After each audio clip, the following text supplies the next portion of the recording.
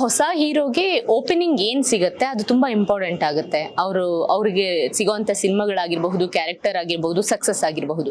Next ಆಯ್ಕೆನ ಯೋಚನೆ ಮಾಡಬಹುದು. ಗತವೈಭವ cinema ನಿಮಗೆ ಈ ಎಲ್ಲವನ್ನು ಕೊಟ್ಟಿದೆ. ಅಂದ್ರೆ 4 ಶೇಡ್ ಇದೆ ಅಂಡ್ ಇದು ಒಂಥರ ಎಕ್ಸ್ಪೆರಿಮೆಂಟ್, ಅಂದ್ರೆ ಚಾಲೆಂಜಸ್ ಇರೋಂಥ ಪಾತ್ರಗಳಾಗಿರಬಹುದು. ಸೊ ಈ ತರ ಫಸ್ಟ್ ಸಿನಿಮಾ ನಿಮಗೆ ಸಿಕ್ಕಾಗ ಯಾವ ತರ ಹೆಮ್ಮೆ ಪಡ್ತೀರಾ? ಹಾಗೆ ಜೊತೆಗೆ ಅದಕ್ಕೆ ಹಾಕಿರುವಂತ ಎಫರ್ಟ್ ಎಷ್ಟಿದೆ ಅಂತ. ಯಾಕಂದ್ರೆ ಪೋರ್ಚುಗಲ್ ಎಲ್ಲ ಹೋಗಿ ಶೂಟ್ ಮಾಡ್ಕೊಂಡ್ ಬಂದಿದ್ದೀರಾ. ಅಂದ್ರೆ 4 ಜನ್ಮದ ಕಥೆ ಗತವೈಭವ.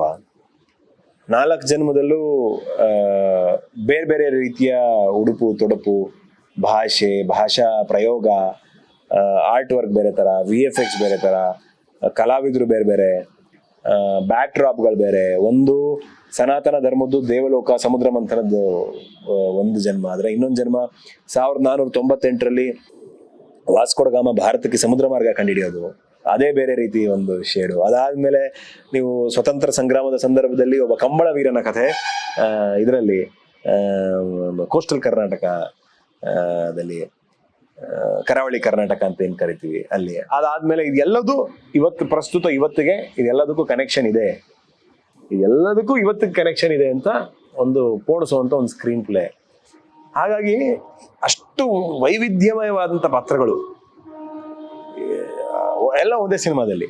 ಒಂದ್ ಕಡೆ ಪೌರಾಣಿಕ ಮಾಡ್ತಿರ್ತೀವಿ, ಇನ್ನೊಂದ್ ಕಡೆ ಪೀರಿಯಡ್ ಮಾಡ್ತಿರ್ತೀವಿ, ಒಂದ್ ಕಡೆ ಒಂದು ಹಾಲಿವುಡ್ ಸಿನಿಮಾ ಟಚ್ ಅಲ್ಲಿ ಇರುವಂತ ಒಂದು ಬೇರೆ ಆಕ್ಸೆಂಟ್ ಅಲ್ಲಿ ಒಂದು ಬೇರೆ ಸ್ಟೈಲ್ ಅಲ್ಲಿ ಮಾಡ್ತಿರ್ತೀವಿ. ಇನ್ನೊಂದ್ ಕಡೆ ಒಂದು ಸೀರಿಯಸ್ ಆಗಿ ಒಂದು ಕಂಬಳ ಓಡಿಸೋನು, ಈ ತರದ್ದು ಬರುತ್ತೆ. ಇನ್ನೊಂದ್ ಕಡೆ ತಮಾಷೆ ಆಗಿ ತರಲೆ ಮಾಡ್ಕೊಂಡು ಪ್ರೆಸೆಂಟ್ ಡೇ ಅಲ್ಲಿ Suni sir trade mark style ಇದೆಯಲ್ಲ, ಸಿಗ್ನೇಚರ್ ಸ್ಟೈಲು, ಆ ತರಲೆಗಳು, ಕಾಮಿಡಿ, ಕಾಲೆಳೆಯೋದು, ಹುಡುಗಾಟಿಕೆ, ಈ ತರದ್ದು ತಲೆಹರಟೆ ಬುದ್ಧಿ, ಈ ತರದ್ದು ಒಂದು ಜರ್ನಿ ಇದೆ. ಕಾಮಿಡಿ ಪಂಚು, ಈ ತರದ ಎಲ್ಲ ವೇರಿಯೇಷನ್ ಒಂದೇ ಸಿನಿಮಾದಲ್ಲಿ ಸಿಕ್ಕಿರೋದು ಅದೃಷ್ಟನೇ ಅಲ್ವಾ. ಎಲ್ಲದಕ್ಕೂ ಎಲ್ಲಾ ಒಂದು ಜನ್ಮದು ನಾವು ಚಿತ್ರೀಕರಣ ಮಾಡಕ್ಕಿಂತ ಮುಂಚೆ 3 ತಿಂಗಳು 4 ತಿಂಗಳು 6 ತಿಂಗಳು ತಯಾರಿಗಳು, ಪ್ರೀ ಪ್ರೊಡಕ್ಷನ್ ವರ್ಕ್ಗಳು, ಈ ತರದೆಲ್ಲ ನಡೆದಿದೆ. ದುಷ್ಯಂತ್ ನೋಡ್ತಾ ಇದ್ರೆ ಸ್ವಲ್ಪ ಸೀರಿಯಸ್ ಅಂತ ಅನ್ಸುತ್ತೆ.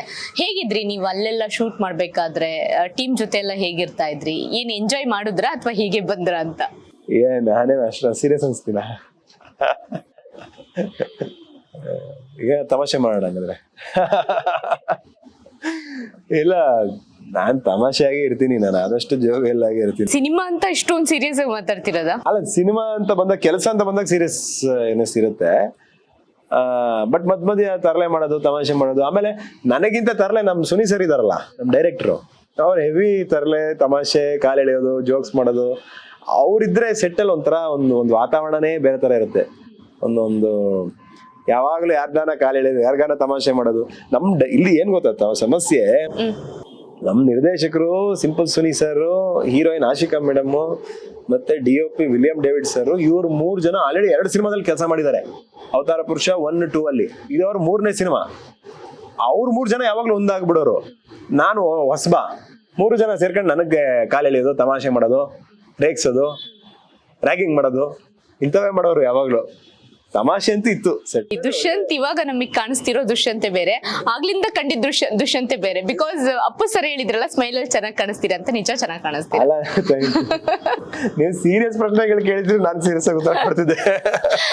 ಓಕೆ, ಅಂದ್ರೆ ಪೋರ್ಚುಗಲ್ ಅಲ್ಲೆಲ್ಲ ಯಾವ ತರ ಎಕ್ಸ್ಪೀರಿಯನ್ಸ್ ಇತ್ತು? ಅಂದ್ರೆ ಯಾವ ಏನಾದ್ರು ಚಾಲೆಂಜಸ್ ಅನ್ನಿಸ್ತಾ ಆ ಪಾತ್ರಗಳೆಲ್ಲ ಮಾಡ್ಬೇಕು? ದಿನಾನು ಚಾಲೆಂಜ್. ನಿಮ್ಗೆ ಆ ಹಡಗುಡುಕಿದ್ದೆ ಒಂದ್ ದೊಡ್ಡ ಕಥೆ. 6ರಿಂದ 8 ತಿಂಗಳು ಬರೀ ಅದೇ ಕೆಲಸ ಮಾಡಿದೀವಿ. ಒಂದು 20 ಹಡಗು ಹುಡುಕಿ ಅದ್ರಲ್ಲಿ 4ನ್ನ ನಾವು ಫೈನಲೈಸ್ ಮಾಡ್ಕೊಂಡು, ಅದರಲ್ಲಿ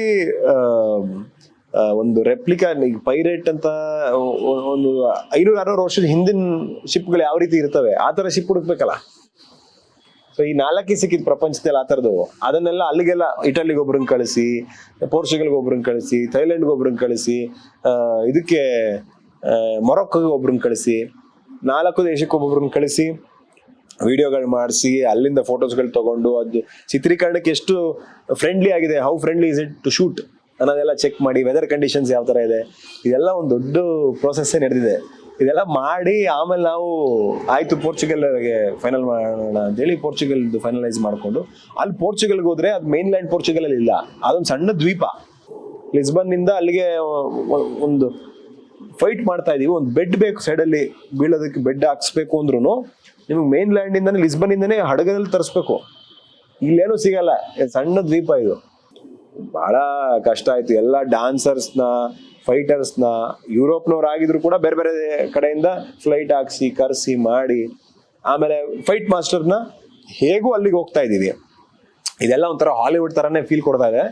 ಹಾಲಿವುಡ್ ಸ್ಟಂಟ್ ಮಾಸ್ಟರ್ನ ಕರ್ಕೊಂಡ್ಬರೋಣ ಅಂತ ಹೇಳಿ ಡೇವಿಡ್ ಚಾನ್ ಕಾರ್ಡಿಯರ್ ಅಂತ ಹೇಳಿ ಒಬ್ಬ ಹಾಲಿವುಡ್ ಸ್ಟಂಟ್ ಡೈರೆಕ್ಟರ್, ಅವ್ರನ್ನ ಹುಡುಕಿ ಅವ್ರನ್ನ ಮಾತಾಡಿ ಕರೆಸ್ಕೊಂಡು, ಅವರೆಲ್ಲ ಇಲ್ಲಿಗಿಂತ 10 ಪಟ್ಟು 20 ಪಟ್ಟು ಪೇಮೆಂಟ್ಗಳು ಜಾಸ್ತಿ. ಪಾಪ ನಮ್ಮ ಪ್ರೊಡ್ಯೂಸರ್ ಎಲ್ಲ ಸಾಕಾಗಿ ಹೋದ್ರು. ಬಟ್ ಆದ್ರೂ ಇಲ್ಲ, ಒಂದು ವಿಭಿನ್ನತೆ ಇರಲಿ, ಸುಮ್ಮನೆ ಮತ್ತೆ ನಮ್ಮ ತಂತ್ರಜ್ಞರನ್ನೇ ತಗೊಂಡೋಗಿ ಮತ್ತೆ ಅದೇ ರೆಗ್ಯುಲರ್ ತರ ಅನ್ನಿಸ್ಬಾರ್ದು, ಏನೋ ವಿಶಿಷ್ಟತೆ ಇರಬೇಕು ಅಂತ ಹೇಳಿ ಅವ್ರನ್ನ ತಂದು, ಮತ್ತೆ ಡಾನ್ಸು ಸಾಂಗ್ ಎಲ್ಲ ಕೊರಿಯೋಗ್ರಫಿ ನಮ್ಮ ಭೂಷಣ್ ಮಾಸ್ಟರ್ ಇದು ಮಾಡಿದ್ರು. ಆ ಹಡಗಲ್ಲಿ ಹೋಗಿ ನಿಂತ್ರೆ ನೀವು ಹಿಂಗಿಂಗ್ ಆಡುತ್ತೆ, ನಿಂತ್ಕೊಳಕ್ಕಾಗಲ್ಲ. ಅದ್ರ ಮೇಲೆ ಟಾಕಿ ಪೋರ್ಷನ್ ಇದೆ, ಡೈಲಾಗ್ಸ್ಗಳು, ಅದ್ರ ಮೇಲೆ ಸಾಂಗ್ ಇದೆ, ಡಾನ್ಸ್ ಇದೆ, ಫೈಟ್ ಇದೆ. ನೀವು ಫೈಟ್ ಮಾಡ್ಬೇಕಾದ್ರೆ ಪಾಪ ಅವರೆಲ್ಲ ಸೇಫ್ಟಿ ಇದನ್ನ ಎನ್ಶೋರ್ ಮಾಡಿದ್ರು. ಆದ್ರೂ ಕೂಡ ಸ್ವಾಟ್ ಫೈಟ್ ಎಲ್ಲ ಇದೆ. ಅವ್ರು ಇಷ್ಟಿಷ್ಟೇ ಗ್ಯಾಪಲ್ಲಿ ಹಿಂಗೆ ನಾವು ಪ್ರಾಕ್ಟೀಸ್ ಮಾಡಿರ್ತೀವಿ, ಅಲ್ಲಿ ಹಿಂಗಿಂಗ್ ಅಂತಿರ್ತೀವಿ, ಇದು ಹಿಂಗೆ ತೇಲಾಡ್ತಿರುತ್ತೆ, ರಪ್ಪನಂಗೆ ಇಲ್ಲೇ ಇಟ್ಬಿಡುತ್ತೆ, ಇಲ್ಲೇ ಇಟ್ಬಿಡುತ್ತೆ, ಎಲ್ಲೆಲ್ಲೋ ಕುಯ್ಕೊಂಡಿರುತ್ತೆ, ಮೈಯಲ್ಲಿ ಎಲ್ಲೆಲ್ಲೋ ಕಿತ್ಕೊಂತಿರುತ್ತೆ ರಕ್ತ. ಅದು ಬಹಳ. ನಿಮ್ಗೂ ಆಗಿತ್ತಾ? ಅಯ್ಯೋ, ನಾನೇ ಅಲ್ವಾ ಫೈಟ್ ಮಾಡಿರೋದು. ಅಲ್ಲ, ಏನ ಸ್ಕ್ರಾಚ್ ಎಲ್ಲ ಈಗಲೂ ಎಲ್ಲ ಮಾರ್ಕ್ ಇದೆ, ಸಣ್ಣ ಸಣ್ಣ ಸಣ್ಣ ಸಣ್ಣ ಸಣ್ಣ ಸಣ್ಣ ಎಲ್ಲಾ ಕಡೆನೂ ಮೈಯಲ್ಲಿ ಎಲ್ಲ ಕಡೆ ತರ್ಚ್ಕೊಂಡು ಗಾಯಗಳಾಗಿ ರಕ್ತ ಬಂದು. ಆದ್ರೆ ಅದನ್ನು ಫೈಟ್ ನೋಡಿದಾಗ ವಾವ್, ಇದನ್ನ ಯಾರು ಮಾಡಿಲ್ಲ ಕನ್ನಡ ಇಂಡಸ್ಟ್ರಿಲಿ, ಇದು ಹೊಸದಿದೆ, ಇದನ್ನ ಜನ ನೋಡಿದಾಗ ತಲೆ ಕೆಡಿಸ್ಕೊಂತಾರೆ ಅಂತಂತೂ ಅನ್ಸುತ್ತೆ. ಇಲ್ಲಿನ ಸ್ಟಂಟ್ ಮಾಸ್ಟರ್ಗೂ ಅಲ್ಲಿನ ಸ್ಟಂಟ್ ಮಾಸ್ಟರ್ಸ್ಗೂ ಬಹಳ ವ್ಯತ್ಯಾಸ ಇರುತ್ತೆ. ಅಂದ್ರೆ ಅವ್ರು ಹೇಳ್ಕೊಡ್ಬೇಕಾದ್ರೆ ನಿಮ್ಗೆ ಏನಾದ್ರು ಈಸಿ ಆಯ್ತಾ ಅಥವಾ ಹೇಗಿತ್ತು?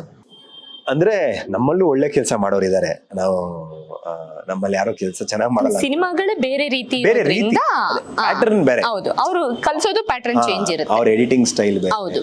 ಅವ್ರ ಕ್ಯಾಮ್ರಾ ಆಂಗಲ್ಗಳು ಬೇರೆ, ಅವ್ರ ಕ್ಯಾಮ್ರಾನ ಹ್ಯಾಂಡಲ್ ಮಾಡೋ ರೀತಿ ಬೇರೆ, ಹೌದು, ಅವ್ರ ಯೂಸೇಜ್ ಆಫ್ ಲೆನ್ಸ್, ಅವ್ರ ಶಾರ್ಟ್ ಡಿವಿಷನ್ ಎಲ್ಲ ಬೇರೆ ಬೇರೆ ತರ ಇರುತ್ತೆ.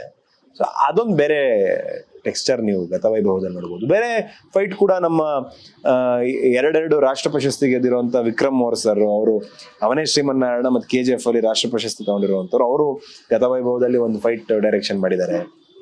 ಮತ್ತೆ ಜೈಲರ್ ಮತ್ತು ಪ್ರಭಾಸ್ ಸರ್ನ ಸುಮಾರು ಸಿನಿಮಾಗಳು ಮಾಡ್ಕೊಂಡ್ ಬಂದಿರುವಂತ ಚೇತನ್ ಡಿಸೋಜಾ ಅವರು ಗತವೈಭವದಲ್ಲಿ ಒಂದು ದೇವಲೋಕದಲ್ಲಿ ಬಹಳ ಇಂಪಾರ್ಟೆಂಟ್ ಫೈಟ್, ಅದು ತುಂಬಾ ವಿಭಿನ್ನವಾಗಿ ವಿಶಿಷ್ಟವಾಗಿದೆ. ಅದನ್ನೆಲ್ಲ ನೋಡ್ಬೋದು. ತೆರೆ ಮೇಲೆ ಒಂದು ಹ್ಯೂಜ್ ಕ್ಯಾನ್ವಾಸ್ ಸಿನಿಮಾ ನೋಡ್ಬೋದು.